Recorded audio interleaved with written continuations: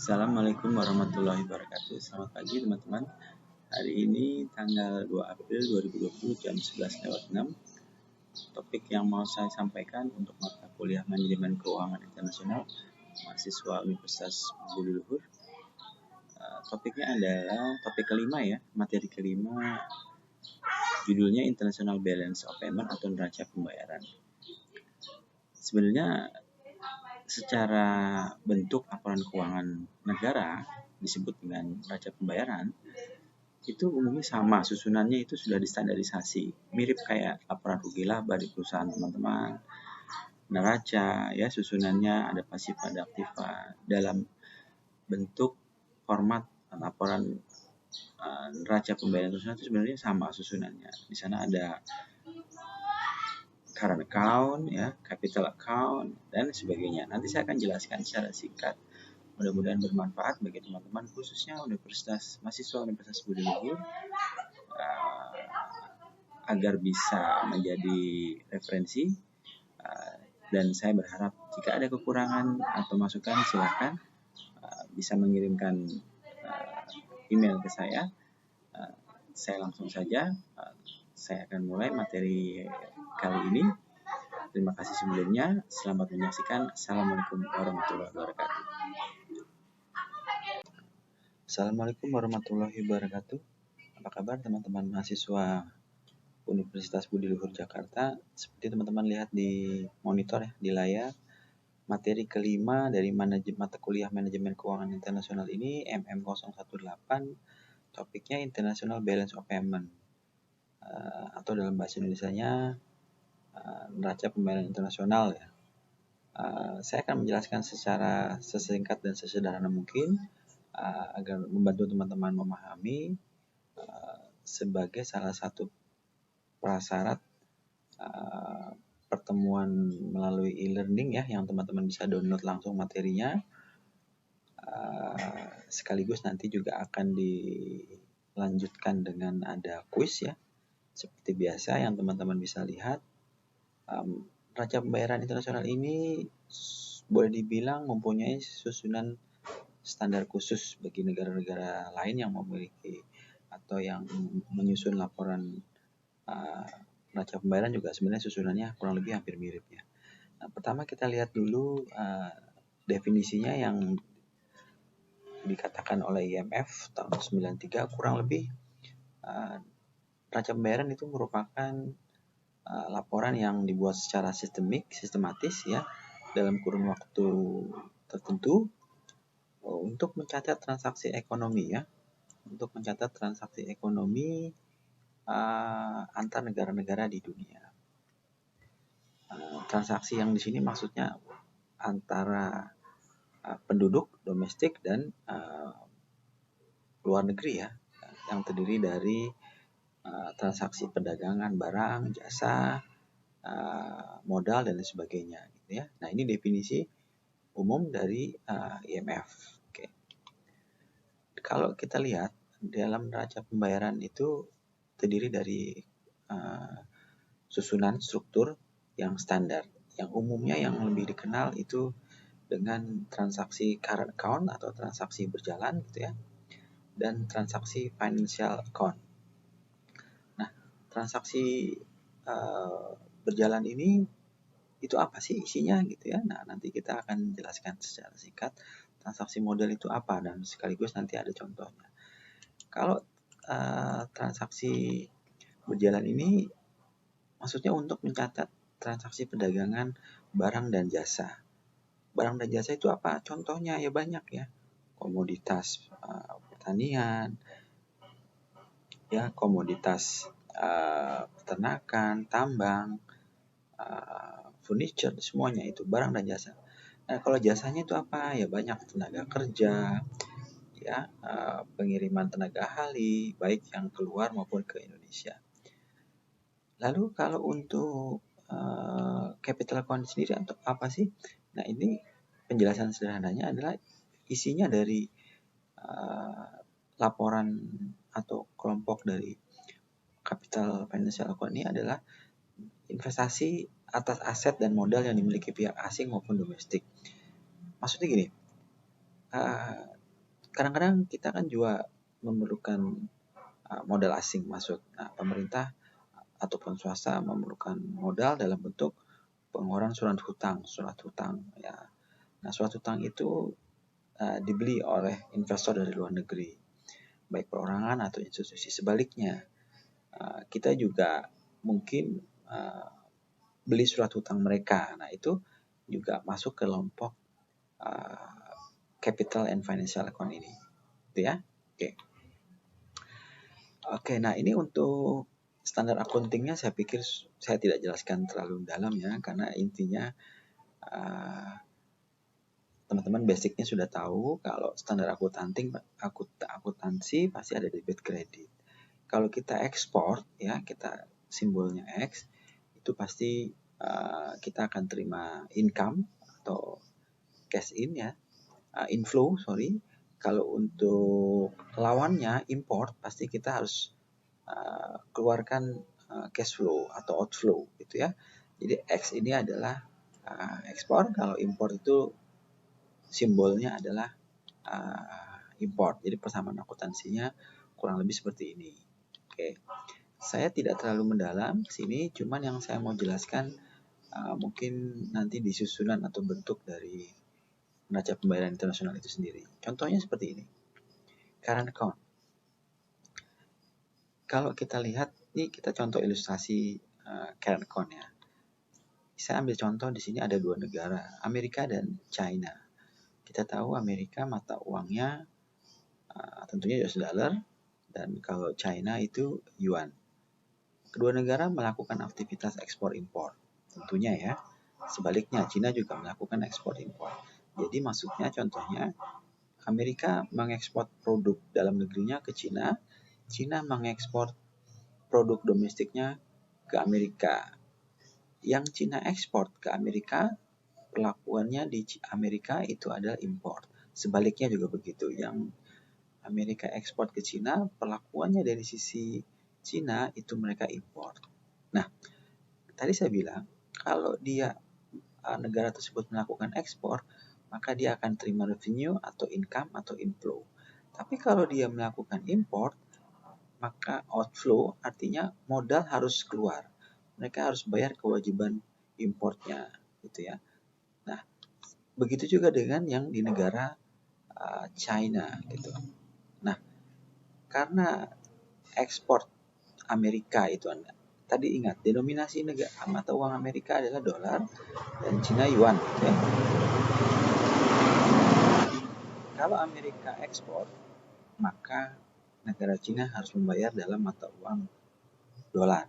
Maka income-nya atau inflow-nya dolar. Begitu sebaliknya, kalau Amerika import membeli barang dari Amerika, maka yuan. Amerika harus mengeluarkan modal dalam yuan. Sebaliknya juga seperti itu. Sama di China. Ketika China melakukan ekspor ke Amerika, gitu ya, maka Amerika harus membayar dalam yuan atau income-nya yuan. Begitu juga sebaliknya, kalau China import dari Amerika, maka kewajiban hutangnya atau outflow-nya yang harus dibayarkan dalam US dollar. Oke. Sorry kalau teman-teman agak-agak berisik ya, ada suara-suara terdengar dari karena maklum ya di kampung. Oke, kita ambil contoh.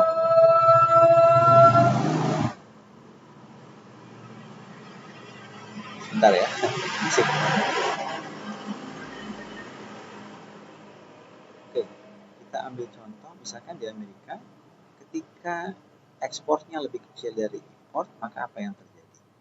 Sebaliknya, kalau suatu negara dengan lawan bilateral, katakanlah negara Amerika ekspornya lebih rendah dari import, artinya di negara Cina, di negara lawan transaksinya ekspornya lebih besar daripada import, gitu ya. Nah, kalau ekspornya lebih rendah daripada import, maka pemasukannya lebih kecil daripada pengeluaran, gitu ya. Ketika suatu negara ekspornya lebih kecil daripada import, apa yang terjadi? Defisit, ya, akan terjadi defisit. Nah, oke, negara Amerika defisit, sedangkan yang surplus negara Cina, gitu, ya. karena inflow-nya lebih besar daripada outflow, income-nya lebih besar daripada outcome-nya, gitu ya. Ketika negara tersebut mengalami defisit, apa yang terjadi? Bagi negara surplus, dia kelebihan devisa. Dia harus mengelola dananya itu. Bagaimana caranya kelebihan surplus devisanya itu dikelola sebaik-baiknya dengan membeli foreign investment atau investasi yang ada di Amerika. Dia beli surat hutang Amerika, dia beli corporate bond, government bond, gitu ya. Dia beli surat berharga yang ada di Amerika, gitu ya. Jadi kelebihan surplusnya ini diinvestasikan lagi ya untuk membeli surat berharga yang ada di Amerika, gitu ya. Sehingga apa yang terjadi? Perhatikan seperti itu. Persamaannya seperti ini. Oke. Ketika negara China memiliki surplus, ya, dia akan investasi dengan membeli sekuritas atau surat berharga di Amerika. Sehingga ini yang terjadi. Bagi negara Cina yang surplus, ya, Cina akan investasi ke Amerika, sehingga kalau dari sisi capital outflow, karena negara Cina banyak mengeluarkan beli investasi di negara Cina, maka net capital outflow-nya ya akan positif karena negara Cina berinvestasi lebih banyak ke luar negeri daripada dia menerima investasi banyak dari negara lain, gitu ya. Sehingga terjadi keseimbangan antara current account dan capital account. Di sini Amerika di current account dia defisit, ya, sedangkan di capital account dia dapat menerima investasi dari Cina untuk menutupi defisitnya ini, gitu ya. Kurang lebih seperti itu. Nah, sehingga kalau teman-teman lihat di grafik persamaannya seperti ini. Jadi sebenarnya kalau di bawah ini yang current account, di atas yang capital account. Kalau kita sandingkan grafik antara current account dan capital account, dia seolah-olah akan menunjukkan grafik pola yang seimbang. Ketika kita lihat di titik yang current account-nya dia defisit, misalkan di sini $750 misalkan. Artinya pemerintah harus menutupi defisitnya ini dengan ini tadi, capital account menerima investasi dari luar dengan menjual surat berharga dan sebagainya. Sehingga titik keseimbangan antara current account dan capital account itu harus sama. Kalau tidak, dia defisit terus, lama-lama ya akan habis devisanya. Karena defisit itu akan mengurangi cadangan devisa. Karena teman-teman perlu diketahui bahwa devisa itu sebenarnya alat pembayaran transaksi internasional, alat pembayaran perdagangan internasional. Ketika suatu negara tidak ada devisa, maka dia tidak bisa melakukan transaksi internasional, tidak bisa melakukan transaksi impor, gitu ya, tidak bisa melakukan transaksi dengan luar negeri karena tidak memiliki devisa. Oleh karena sebab itu, devisa perlu dijaga, gitu ya, karena devisa itu merupakan tolak ukur kemampuan negara juga terhadap negara lain untuk melakukan transaksi, gitu ya. Nah, ini salah satu contoh neraca pembayaran Indonesia yang saya ambil dari situs www.bi.go.id. Ini susunan neraca pembayaran kita. Di sini ada transaksi berjalan, ada barang ya, ada barang ekspor, impor dan sebagainya, gitu ya. Ada jasa juga. Ini salah satu. Mungkin mudah-mudahan bisa kelihatan ya, teman-teman bisa lihat langsung. Lalu yang berikutnya juga ada transaksi modal, tadi saya bilang. Ya, ada modal, transaksi modal. Nah, di bawahnya ada komponen-komponen lain. Nah, yang teman-teman perlu perhatikan di sini. Ada posisi cadangan devisa di sini. devisa ini apa? Nah, devisa ini itu tadi merupakan kemampuan negara untuk membiayai impor di masa depan. Kalau kita lihat di sini, posisi devisa Indonesia tahun 2018 triwulan ke-3 ya kalau nggak salah ya. Di sini bisa membiayai 6,9 bulan ke depan untuk transaksi impor. Ya. Jadi semakin besar devisanya, semakin baik juga dilihat dari kemampuan perusahaan membiayai impor. Gitu ya. Nah, kalau ini rinciannya ya, neraca pembayaran Indonesia, kalau teman-teman perhatikan ya, di sini rinciannya seperti ini, gitu ya. Cadangan devisa Indonesia 117 juta 927 US dollar di sini ya, dalam juta gitu ya. Nah, kita lihat cadangan devisa bulan Juli 118 artinya menurun gitu ya, menurun 118 ke 117. Nah, ini bisa juga dilihat dari transaksi berjalannya di bulan berjalan, mungkin bisa saja impornya lebih besar daripada ekspor. Gitu ya. Nah, ini berubah terus setiap waktu. Nah, struktur tadi saya disebutkan di awal, struktur dari neraca pembayaran yang paling populer itu adalah current account dan capital account.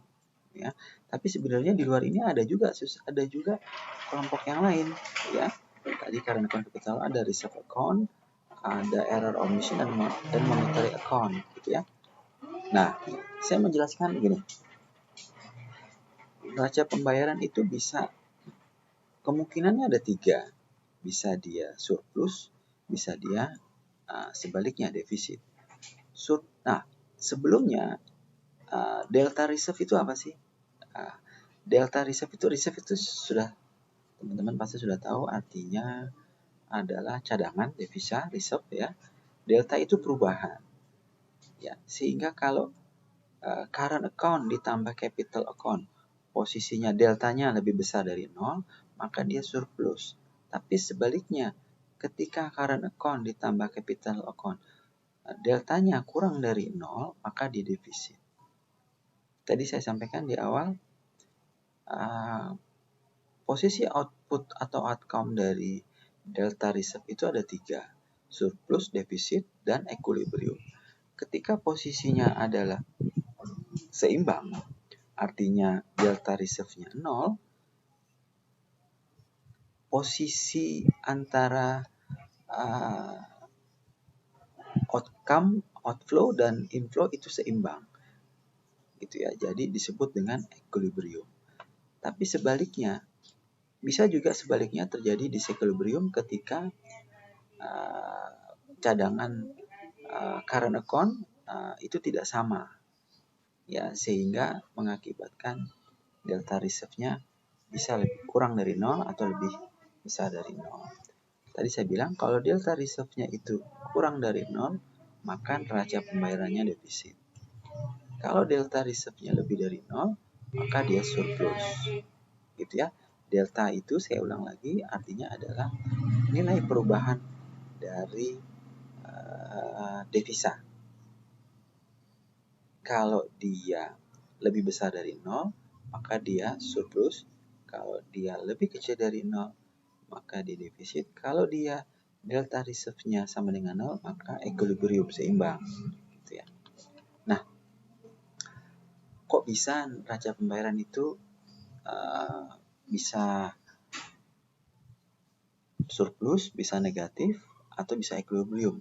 Nah, kalau kita pelajari, itu ada beberapa faktor yang mempengaruhi ya, seasonal, cyclical, struktural, spekulasi. Seasonal di sini mau menceritakan ketika momen-momen tertentu di suatu negara mungkin demand akan barang dan jasanya tinggi sekali. Kita ambil contoh ketika lebaran ya, biasanya demand akan produk-produk jasa itu produk-produk barang kebutuhan sehari-hari itu meningkat. Sehingga bisa saja Ketika faktor ekonominya terbatas, dia harus import, maka importnya akan naik. Begitu juga sebaliknya, kalau dia dipengaruhi oleh siklikal atau siklus ya, terjadi akibat perubahan harga, tingkat produksi dan employment dari dalam dan luar negeri yang secara simbang berekonomi. Misalkan gini, ketika terjadi kondisi faktor produksinya menurun suatu negara, maka dia harus import. Nah, itu bisa jadi juga mengakibatkan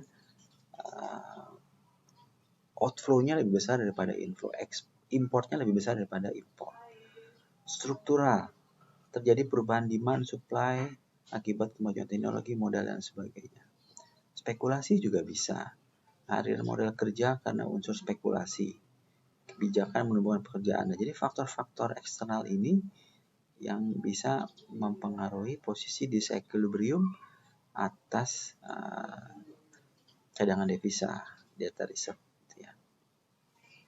Nah, manfaat dari neraca pembayaran kurang lebih seperti teman-teman lihat, untuk membukukan transaksi keuangan internasional tentunya antara penduduk dalam negeri dan luar negeri, untuk mengetahui komposisi transaksi ekonomi internasional suatu negara, apakah dia banyak ekspor, apakah dia sebaliknya impor yang lebih banyak, mengetahui mitra utama suatu negara, apakah banyak di negara-negara tertentu gitu ya, apakah menyebar dependensinya, maksudnya ya, apakah dia banyak dependensi dengan negara-negara tertentu atau menyebar gitu ya.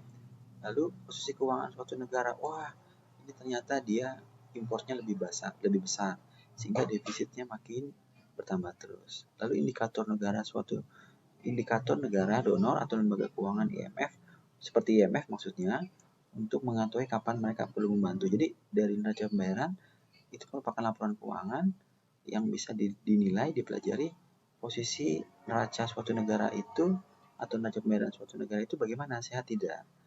Sehingga kalau tidak sehat bisa jadi institusi dari luar negeri atau kita minta bantuan dari mereka. Lalu sebagai indikator tingkat fundamental ekonomi suatu negara selain inflasi, GDP, dan sebagainya.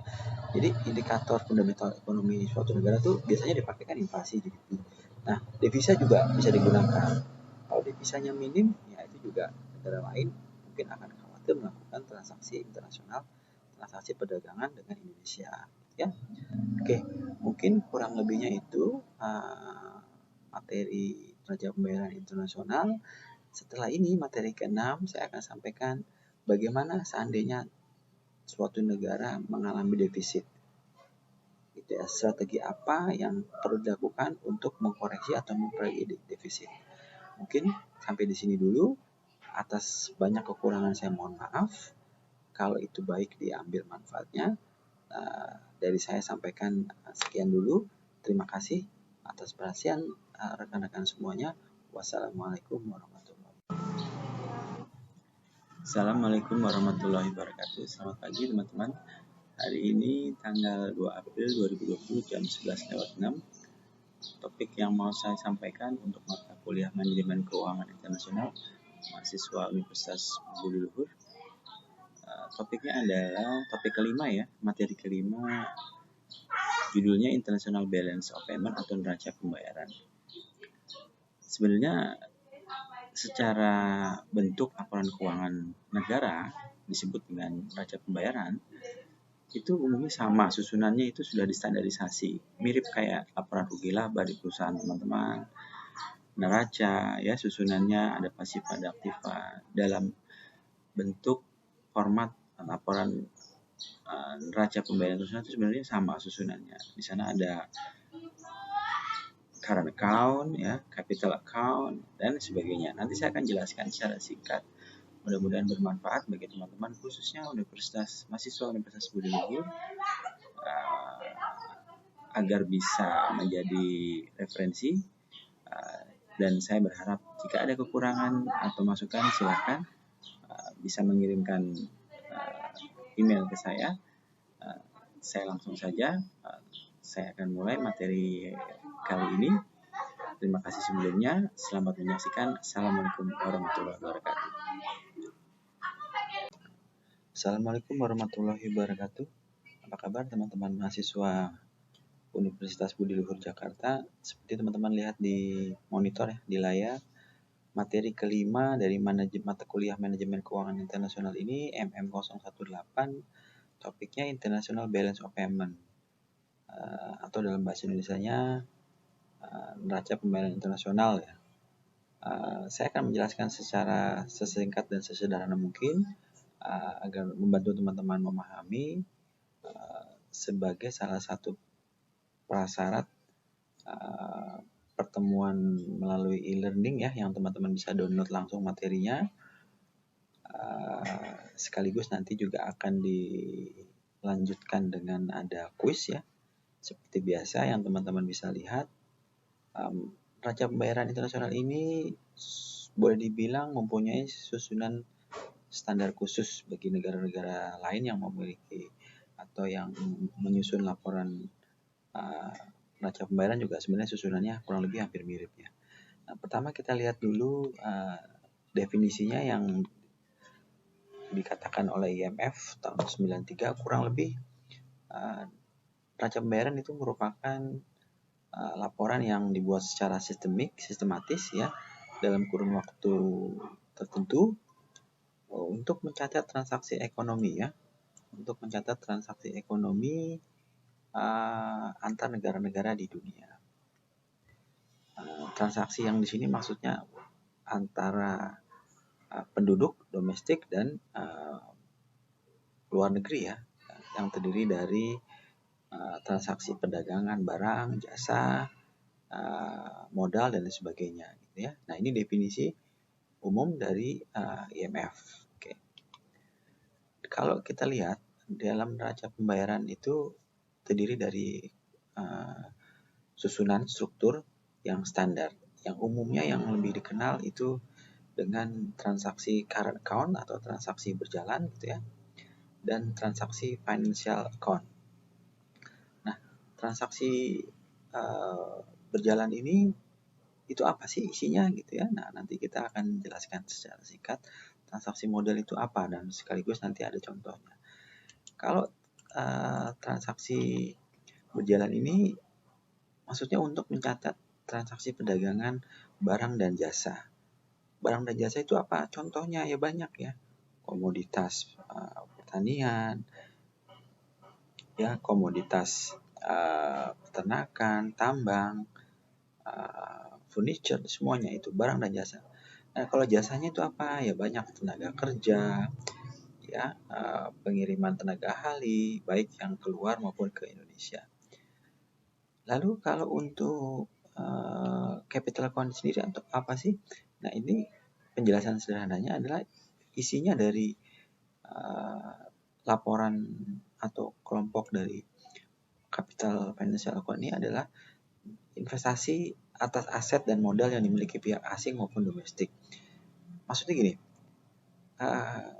kadang-kadang kita kan juga memerlukan modal asing masuk. Nah, pemerintah ataupun swasta memerlukan modal dalam bentuk pengeluaran surat hutang ya. Nah, surat hutang itu dibeli oleh investor dari luar negeri, baik perorangan atau institusi. Sebaliknya, kita juga mungkin beli surat hutang mereka. Nah, itu juga masuk ke kelompok capital and financial account ini, gitu ya. Oke, nah ini untuk standar accountingnya saya pikir saya tidak jelaskan terlalu dalam ya, karena intinya teman-teman basicnya sudah tahu kalau standar akuntansi pasti ada debit kredit. Kalau kita ekspor ya, kita simbolnya X, itu pasti kita akan terima income atau cash in ya, inflow. Kalau untuk lawannya import, pasti kita harus keluarkan cash flow atau outflow gitu ya. Jadi X ini adalah ekspor, kalau import itu simbolnya adalah import. Jadi persamaan akuntansinya kurang lebih seperti ini. Oke. Saya tidak terlalu mendalam sini, cuman yang saya mau jelaskan mungkin nanti di susunan atau bentuk dari neraca pembayaran internasional itu sendiri. Contohnya seperti ini. current account. Kalau kita lihat, ini kita contoh ilustrasi current account ya. Saya ambil contoh di sini ada dua negara, Amerika dan China. Kita tahu Amerika mata uangnya tentunya US dollar, dan kalau China itu yuan. Kedua negara melakukan aktivitas ekspor impor, tentunya ya. Sebaliknya, China juga melakukan ekspor impor. Jadi maksudnya contohnya, Amerika mengekspor produk dalam negerinya ke China, China mengekspor produk domestiknya ke Amerika. Yang China ekspor ke Amerika, perlakuannya di Amerika itu adalah impor. Sebaliknya juga begitu, yang Amerika ekspor ke China, perlakuannya dari sisi China itu mereka impor.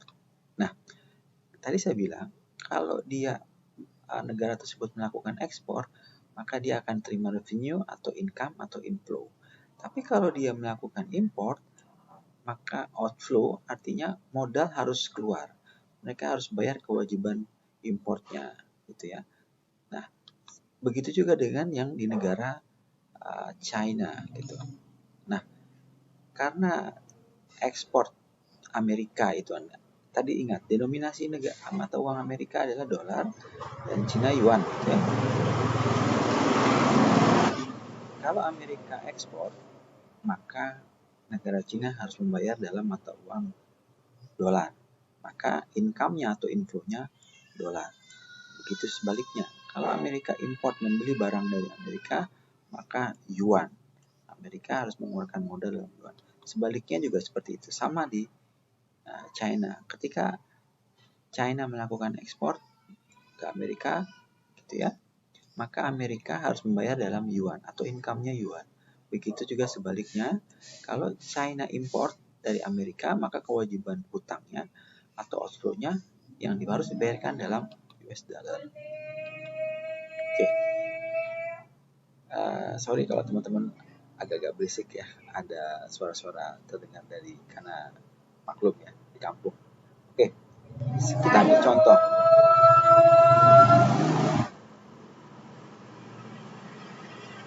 Sebentar ya, berisik. Oke, kita ambil contoh misalkan di Amerika, ketika ekspornya lebih kecil dari import, maka apa yang terjadi? Sebaliknya, kalau suatu negara dengan lawan bilateral, katakanlah negara Amerika ekspornya lebih rendah dari import, artinya di negara Cina, di negara lawan transaksinya ekspornya lebih besar daripada import, gitu ya. Nah, kalau ekspornya lebih rendah daripada import, maka pemasukannya lebih kecil daripada pengeluaran, gitu ya. Ketika suatu negara ekspornya lebih kecil daripada import, apa yang terjadi? Defisit, ya, akan terjadi defisit. Nah, oke, negara Amerika defisit, sedangkan yang surplus negara Cina, gitu, ya, karena inflow-nya lebih besar daripada outflow, income-nya lebih besar daripada outcome-nya, gitu ya. Ketika negara tersebut mengalami defisit, apa yang terjadi? Bagi negara surplus, dia kelebihan kan, kelebihan devisa. Dia harus mengelola dananya itu. Bagaimana caranya kelebihan surplus devisanya itu dikelola sebaik-baiknya dengan membeli foreign investment atau investasi yang ada di Amerika. Dia beli surat hutang Amerika, dia beli corporate bond, government bond, gitu ya. Dia beli surat berharga yang ada di Amerika, gitu ya. Jadi kelebihan surplusnya ini diinvestasikan lagi ya untuk membeli surat berharga yang ada di Amerika, gitu ya. Sehingga apa yang terjadi? Perhatikan seperti ini, teman-teman. Persamaannya seperti ini. Oke. Ketika negara China memiliki surplus, ya, dia akan investasi dengan membeli sekuritas atau surat berharga di Amerika. Sehingga ini yang terjadi. Bagi negara Cina yang surplus, ya, Cina akan investasi ke Amerika sehingga Kalau dari sisi capital outflow, karena negara Cina banyak mengeluarkan beli investasi di negara Cina, maka net capital outflow-nya ya akan positif karena country negara tercina berinvestasi lebih banyak ke luar negeri daripada dia menerima investasi banyak dari negara lain, gitu ya, sehingga terjadi keseimbangan antara current account dan capital account. Di sini Amerika di current account dia defisit, ya, sedangkan di capital account dia dapat menerima investasi dari Cina untuk menutupi defisitnya ini, gitu ya, kurang lebih seperti itu. Nah, sehingga kalau teman-teman lihat di grafik persamaannya seperti ini. Jadi sebenarnya kalau di bawah ini yang current account, di atas yang capital account. Kalau kita sandingkan grafik antara current account dan capital account, dia seolah-olah akan menunjukkan grafik pola yang seimbang. Ketika kita lihat di titik yang current account-nya dia defisit, misalkan di sini $750 misalkan. Artinya pemerintah harus menutupi defisitnya ini dengan ini tadi, capital account menerima investasi dari luar dengan menjual surat berharga dan sebagainya. Sehingga titik keseimbangan antara current account dan capital account itu harus sama. Kalau tidak, dia defisit terus, lama-lama ya akan habis devisanya. Karena defisit itu kan mengurangi cadangan devisa. Karena teman-teman perlu diketahui bahwa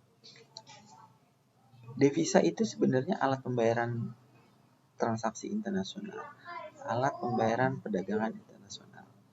Ketika suatu negara tidak ada devisa, maka dia tidak bisa melakukan transaksi internasional, tidak bisa melakukan transaksi import, gitu ya, tidak bisa melakukan transaksi dengan luar negeri karena tidak memiliki devisa.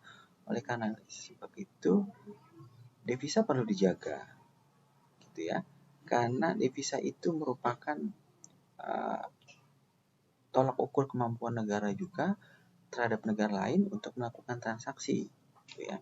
Nah, ini salah satu contoh neraca pembayaran Indonesia yang saya ambil dari situs www.bi.go.id.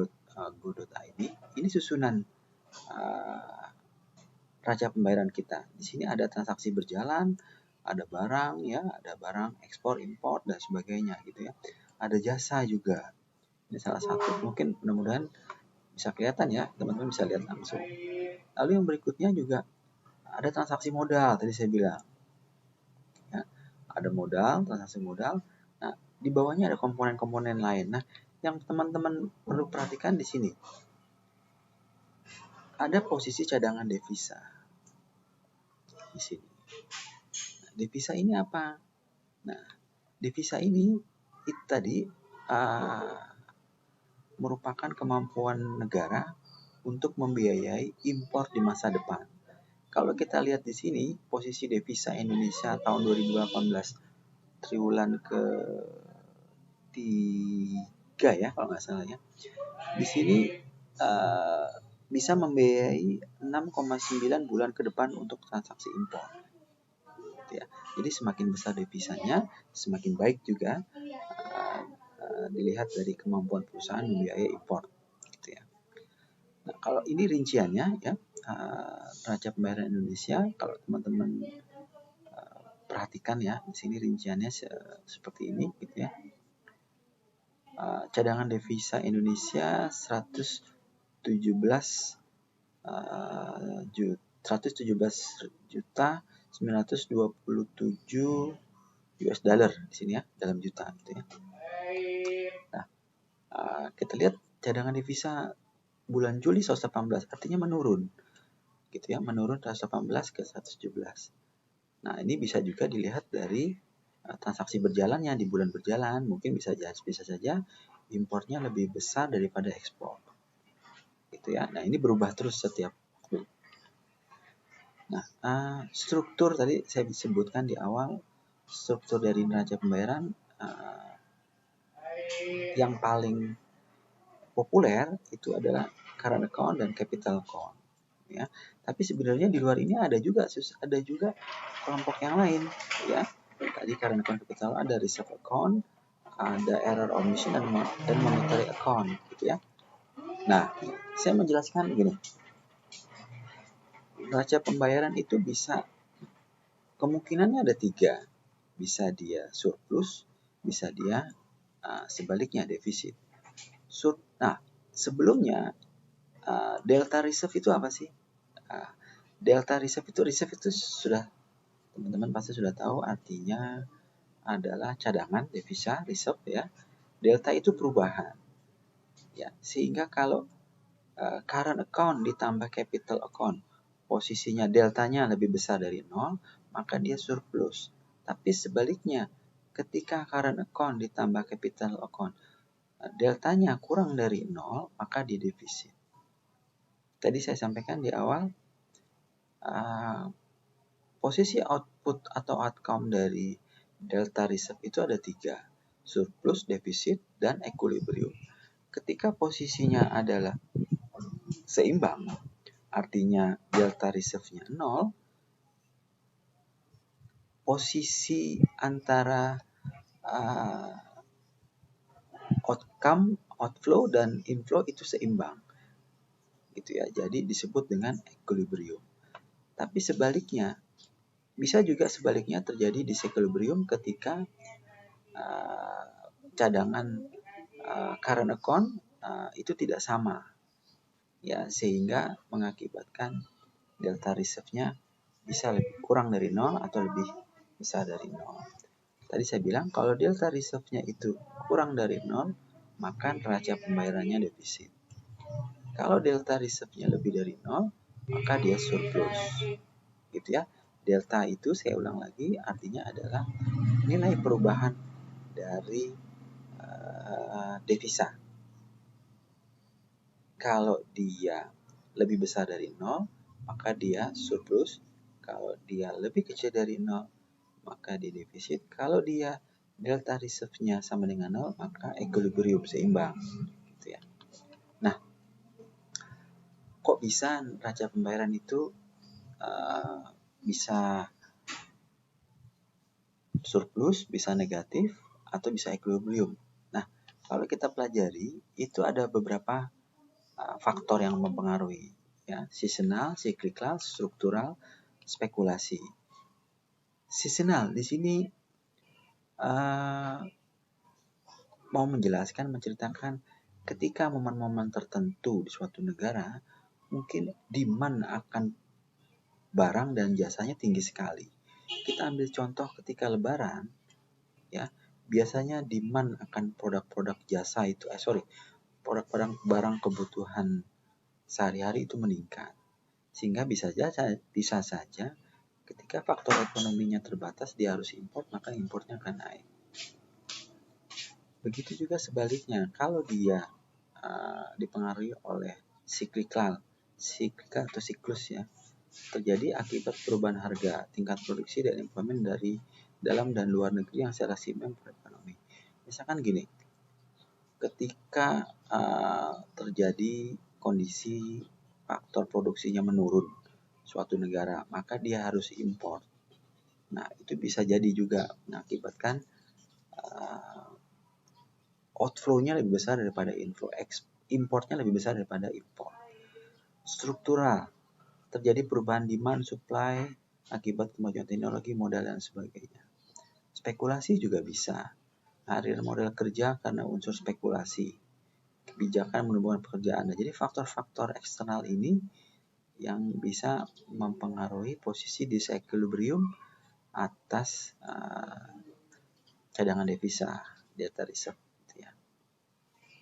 Nah, manfaat dari neraca pembayaran kurang lebih seperti teman-teman lihat, untuk membukukan transaksi keuangan internasional tentunya antara penduduk dalam negeri dan luar negeri, untuk mengetahui komposisi transaksi ekonomi internasional suatu negara, apakah dia banyak ekspor, apakah dia sebaliknya impor yang lebih banyak, mengetahui mitra utama suatu negara, apakah banyak di negara-negara tertentu gitu ya, apakah menyebar dependensinya, maksudnya ya, apakah dia banyak dependensi dengan negara-negara tertentu atau menyebar gitu ya.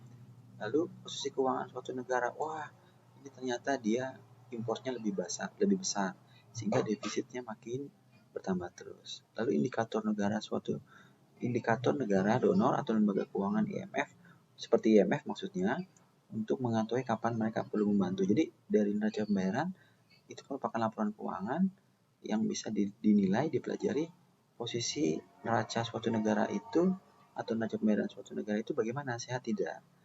Sehingga kalau tidak sehat bisa jadi institusi dari luar negeri atau kita minta bantuan dari mereka. Lalu sebagai indikator tingkat fundamental ekonomi suatu negara selain inflasi, GDP dan sebagainya. Jadi indikator fundamental ekonomi suatu negara itu biasanya dipakai kan inflasi, GDP. Nah, devisa juga bisa digunakan. Kalau devisanya minim, ya itu juga negara lain mungkin akan khawatir melakukan transaksi internasional, transaksi perdagangan dengan Indonesia. Ya, oke, mungkin kurang lebihnya itu materi neraca pembayaran internasional. Setelah ini materi ke-6 saya akan sampaikan bagaimana seandainya suatu negara mengalami defisit.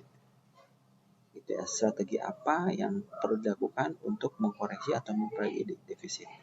Mungkin sampai di sini dulu. Atas banyak kekurangan saya mohon maaf.